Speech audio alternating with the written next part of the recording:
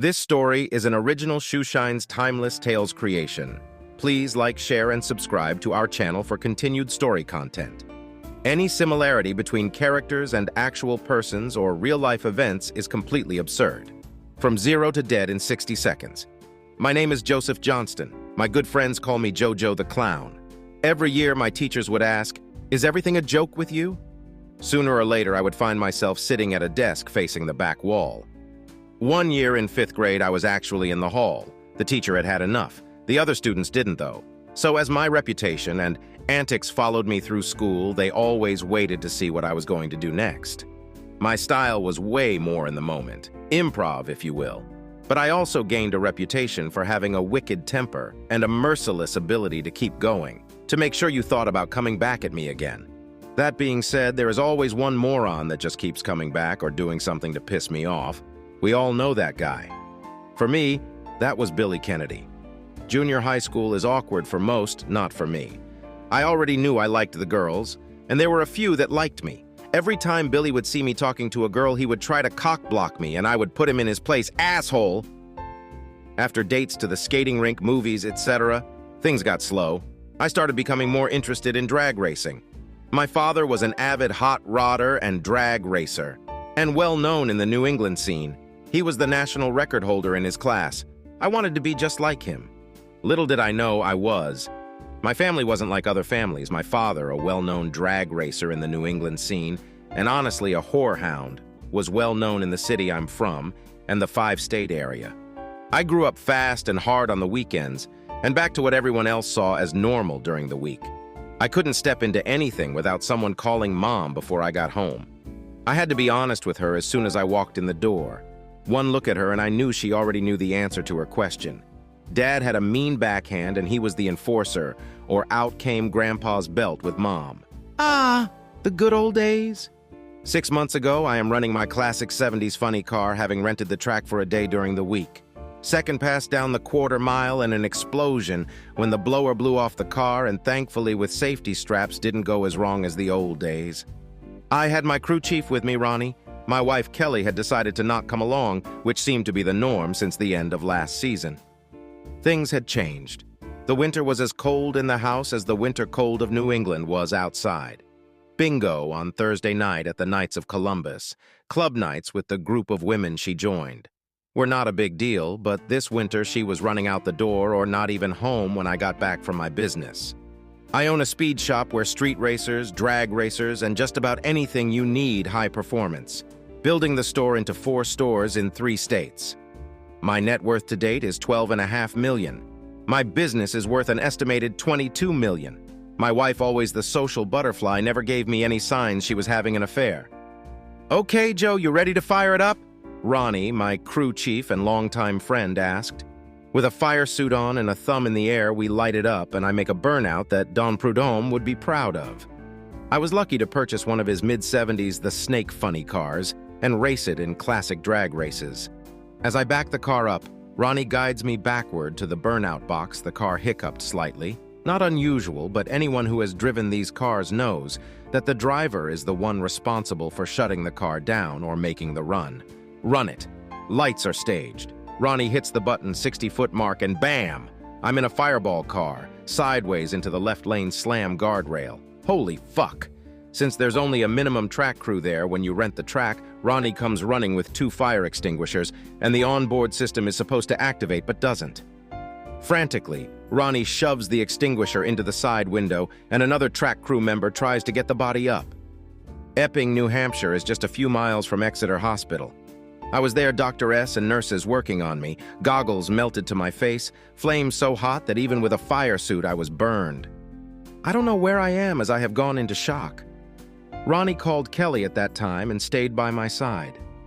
Later, heavily sedated in the ICU, I come around to Kelly and Ronnie talking. I couldn't make out at first what and who was talking, but it came to me when I heard Kelly ask Ronnie, "What the hell, Ron? You said it wouldn't be hard to make this happen, and he was a goner?" Ronnie replied, "I took care of it, Kelly. I made it look like I was doing what I could when the crew came over. He should have been toast. He should have been dead within 0 to 5 seconds, as hot as the car burned." I'm not getting half in a divorce, Ronnie. I want it all, and you fucking idiot, you fucked it up. As I lay there listening to this conversation, it started to make sense. Over the winter, there were so many times I ended up alone at home or the shop. Ronnie worked for me, and I started to put things together. There were many times I couldn't find Kelly, her not answering the phone, and Ronnie had to leave most of the time, not having to tell me, just going and letting the other employees know he was leaving.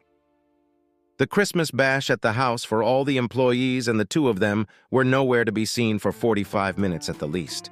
But me so busy entertaining that I did not think much about it at the time. All these little events suddenly come into my brain like a dragster setting a national speed record. I met Kelly at the drags in the cafeteria 10 years ago. She was wearing vintage hot pants, come fuck me boots and a braless halter top, bright pink no bra, and the juiciest long neck clam nipples poking through the material begging to be sucked on. Long brown hair, green eyes, and old-school earrings that hung almost to her shoulders. Holy crap, I thought. Well, isn't that just what the doctor ordered? I walked right over to her. Excuse me, miss, would you like me to check the air in your tires and look under your hood? She laughed and said, Oh my, aren't you the fast one? I replied, Yeah, baby, I'm part Roman and part Russian. She gave me a look and asked, What does that mean? I replied, Roman hands and Russian fingers. I'm Jojo, I said. She and I talked for a few minutes and I told her I had to go, I was coming up for a run. She asked which car. And I told her the old snake Prudhomme funny car. By the end of the race day, I had won all the rounds and was helping the crew pack up the car, and Kelly came by my pit. After a few minutes, I had her number and off we went. A few days later, I called Kelly and left her a message, and for a week, no reply. Typical, I thought. But the next Sunday off to the races, and there she is. After 2 years, we were married. I didn't care who taught her four on the floor, and I loved letting her clutch out slow, if you know what I mean. And I wasn't going to let her slip away like oiled slicks in a bleach box. After laying in bed for a few weeks and Kelly, nowhere to be found, Ronnie running things, I had time to lay there wondering if what I heard was from the drugs I was on or if I heard it. I was damned fucking sure I was going to find out. That night I asked my nurse if my cell phone was in my belongings bag and she said, yes, here it is. Unfortunately, my battery was almost dead. She told me she had the same charger and an hour later I was in business. I dialed the phone. Kelly, this is Jojo, just wanted to hear your voice, call me. Fucking right to voicemail. You would think your wife would be waiting by the phone. It's only a 45-minute drive to the hospital, so what in the actual fuck? Hey Ronnie, it's Jojo. Just called to talk to you. I need updates on things. Where are you, man? Call me. I didn't hear from Kelly for the next 4 days, with nothing I could do but lay there. Richard Bachman is my lawyer. He's one of the best in Massachusetts for family law. He and his brother Jake are partners in their law firm. Jake is my business lawyer. And Richard is the one who wrote up my prenup, something Kelly wasn't happy about at the time. The prenup with all the usual infidelity clauses for both parties, and what would happen in the case of divorce, and for what grounds, etc. Richard, this is Jojo. Do you have a few minutes to talk? Sure, Jojo. What's on your mind? He replied. I want you to take a look at the prenup we made out when I married Kelly, I said. And I need Shirley to come up to the Exeter Hospital with a power of attorney for me to sign, giving you full access to my shit. I also need a private investigator to start following Kelly and Ronnie for me 24 hours a day till I get out. With the power of attorney, you will have access to my house and office. I want cameras and sound. There is a set of keys to Kelly's SUV. They're hanging in the garage. It's in my name, so there shouldn't be a problem recording anything while she is in the car. Get everything you can, and I'll see Shirley tomorrow. If you keep track with the investigators and they find anything out, I don't want to know until I get home. If they show you anything that wouldn't pass the spouse test, draw up divorce papers immediately. Put a stop to all my credit lines and transfer half of our joint account to another bank. Okay, Jojo, done. When will you be getting out of the hospital? He asked. About another week, Rich. I'm leaving everything up to you. Ask your brother to step in and let me know what I can do to make sure Kelly doesn't get her hands on anything with the business. I didn't build my life for her to take it apart. And take care of what will be necessary to go after Ronnie, burn the fucker to the ground. He tried to kill me and doesn't know that I know yet. He's going to fry now. It's his turn to burn. Dr. Ashley Robertson was a fantastic doctor with an amazing sense of bedside humor. I would see her daily and would banter back and forth with her, making her blush with innuendos. There was no ring on her finger, and she was a pretty woman. Not drop the flag gorgeous, but OMG, what a snarky personality. I think my nurses had warned her about my comments being just short of the line, and at first she was a little setback, but I got her going after a few days, and she eventually started asking, "How's my favorite patient doing today?" The next day, Shirley arrived in my room right after breakfast rounds, and we went through all the papers. She asked when we were done, "What's going on, Joe?" I told her everything, and she consoled me a bit, telling me, "It's all going to work out, just get better, and I hope to see you up and about soon." At that, she left, and life with the staff continued with my usual dark humor.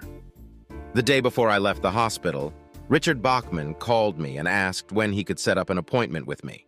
I replied, "I'm getting out tomorrow, Rich. Make it for the day after tomorrow and let me know what time." A few minutes later, Dr. Ashley came in and told me, "You're going home tomorrow for sure." I asked her, "Do you think we could go for dinner sometime since you won't be my doctor any longer?" She replied, "You're married." I said, "Not for much longer." And she wrote down her private number and slipped it to me, saying, "Call me."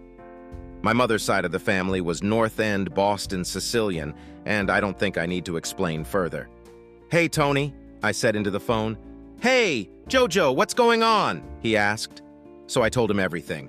When I was done talking, he said, "Meet me at the old house," and I agreed. Tony is my oldest cousin from my mother's sister. She married another Sicilian, allowing Tony, a full-blooded Sicilian, to move into the family business. It was Uncle Nunzio that helped me get my start financially in my business.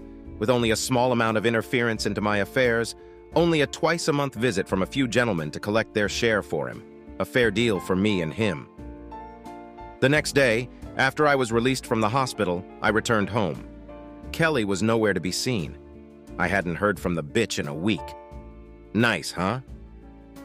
3 hours later, at around 6 o'clock that night, Kelly comes staggering through the door looking like she had either been hit by a train or pulling one. My bet was the latter of the two. Fucking whore doesn't have a clue what's going to hit her next. "Oh, you're home!" she said, shocked to see me. I retorted, "Yeah, you'd have known I was coming home if you weren't out fucking around on me spreading those 304 legs all over town." Now, with a blazing hot anger in her eyes, she screams back, "How fucking dare you say that to me? I've been so worried about you."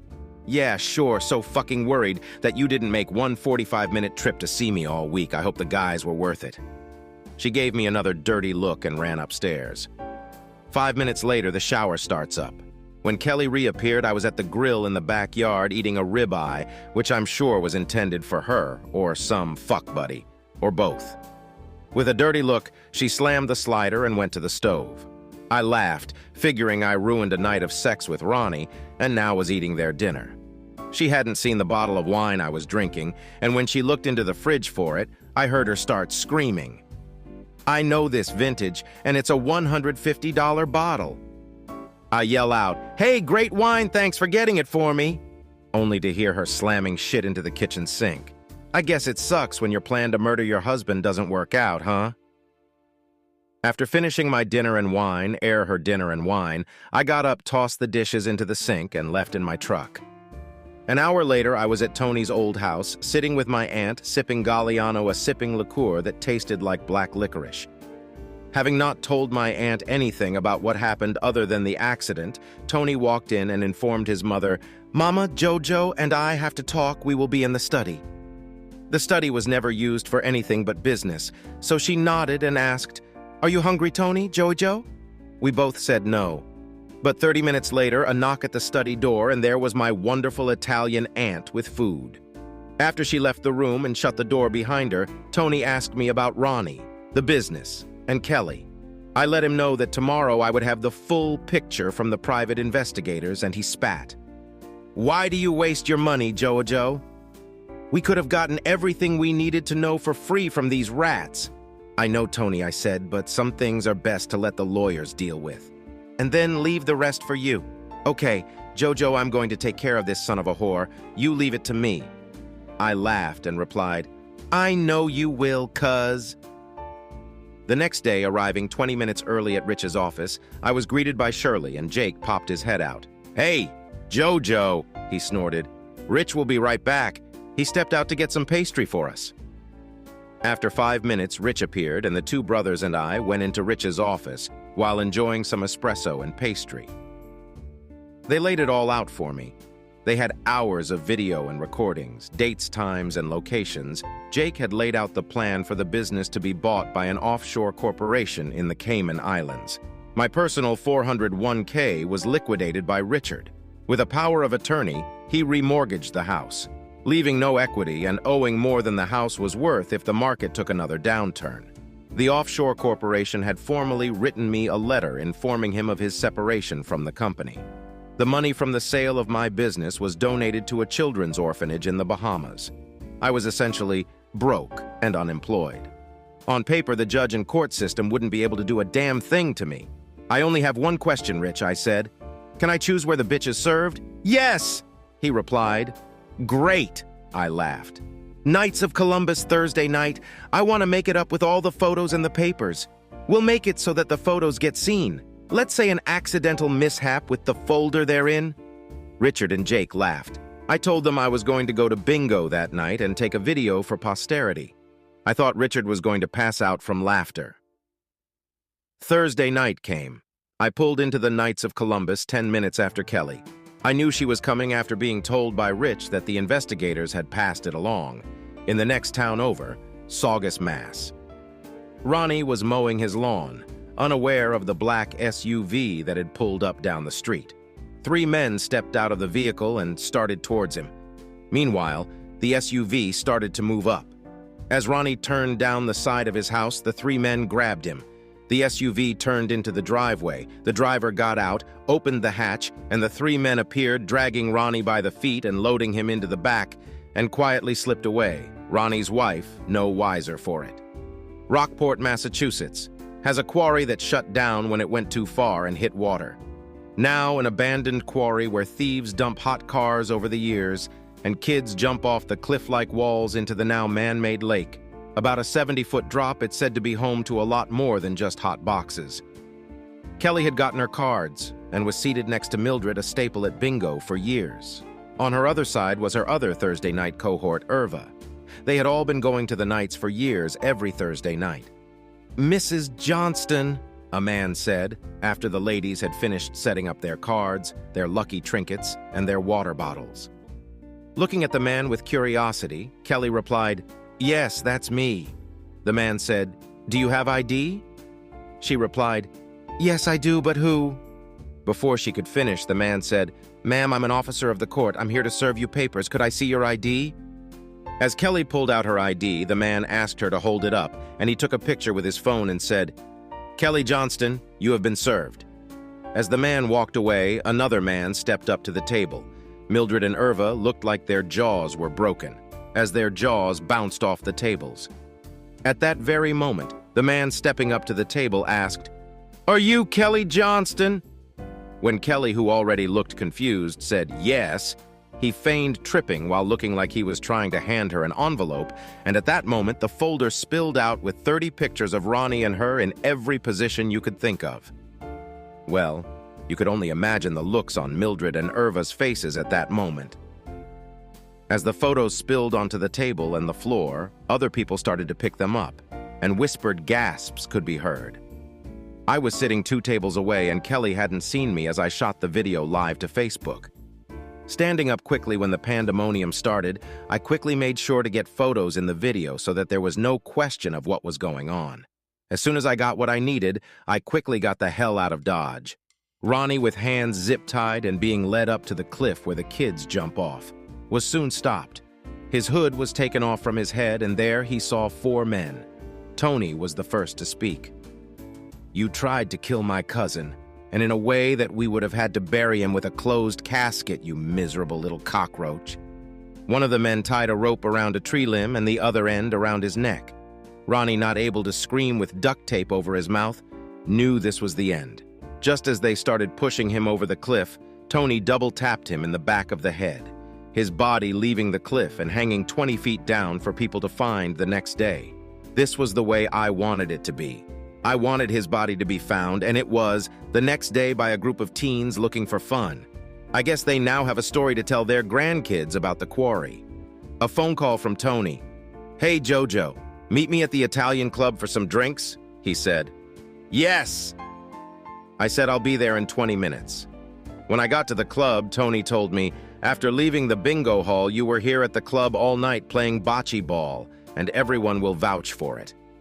The next morning, Kelly came downstairs. I was sitting at the table. She was livid. "What's the meaning of the papers, Jojo? It didn't mean anything, it was just sex," she asked. I replied, "You're a cheating whore and you are not getting anything from me. The prenup will see to that. I posted to your Facebook last night from the bingo hall in a live stream. Everyone on your profile knows what kind of 304 fucking whore you are. You won't get anything in the divorce but half the house. The house is remortgaged and isn't worth the loan if the market turns." She looked at me with anger in her eyes. "I'll sue for half your business, and even if the prenup keeps me from getting anything, I will drag it out in court costing you." I laughed. "The business? What business? I sold the business last week, and the corporation that bought it sent me formal notification that I was no longer employed by the company." She looked at me with a smirk. "I'll sue for half the profits from the sale." I laughed at her. The business was losing money on paper for a long time, the small amount of money we got. My lawyer generously donated to a children's orphanage in the Bahamas on our behalf with a power of attorney I gave him while I was in the hospital. I was awake when you and Ronnie were there and overheard everything. "You son of a bitch, I hope you rot in hell," she exclaimed. "Not before you do, slut." With that, she turned to storm off, but I wasn't done yet. "Too bad about Ronnie, though. He got burned worse than I did." She turned back around. "What does that mean?" "It means the last time he was drilling your throat was the last time, and you will only be taking the memory of it with you to the grave. The best thing you could do is run as far as you can. But that won't help you now either, just like it didn't help that fucking rat. Sign the papers and run, starting now. Get your cheating whore, slut ass out of my house, and don't take anything that you didn't bring in with you when you got here." Kelly packed her belongings, signed the papers, and left them on the coffee table and was gone. 3 months have gone by, the papers were signed and filed, and Kelly is nowhere to be found. "Hello, Ashley, this is Jojo Johnston. I was wondering if we could go out and get some breakfast one day soon." Ashley replied, "I would love that. I have a rotating 3 days off coming up. Where would you like to go get coffee?" "The Bahamas," I replied. The following Tuesday, we boarded a plane to the Bahamas, and on Thursday morning, we were back. "Would you like to go to bingo with me tonight, Ashley?" I asked. "Hell no," she said. "Bingo is for old people, and from what I hear, sluts," and let out a laugh. Kelly left that day from the house and started driving. She found herself in North Carolina driving up a mountain road, almost broke. She stopped in a small town and decided to have breakfast. She was getting ready to leave when she noticed a sign at the cash register looking for a waitress. She inquired to the girls about the job and soon found herself working there. She found a cheap room and was living week to week. Having to get up at 4:30 each morning to open at the cafe, she hated to get up that early and having to drive to work in the dark. She started off to work one morning but didn't notice the big truck with the wooden front bumper wrapped up in bubble wrap. She stopped at a crossroad. As she went through the crossing after stopping, she suddenly felt an intense push from behind, and off the road she flew. There was a small break in the guardrail, and over the cliff she flew.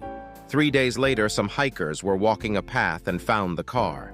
Then state police arrived, and the officer first on the scene commented, "She looks like she was traveling north and lost control, not very far to go, from the stop sign, maybe 0 to dead in 5 seconds. If you liked the video, please like, share, and subscribe to our channel.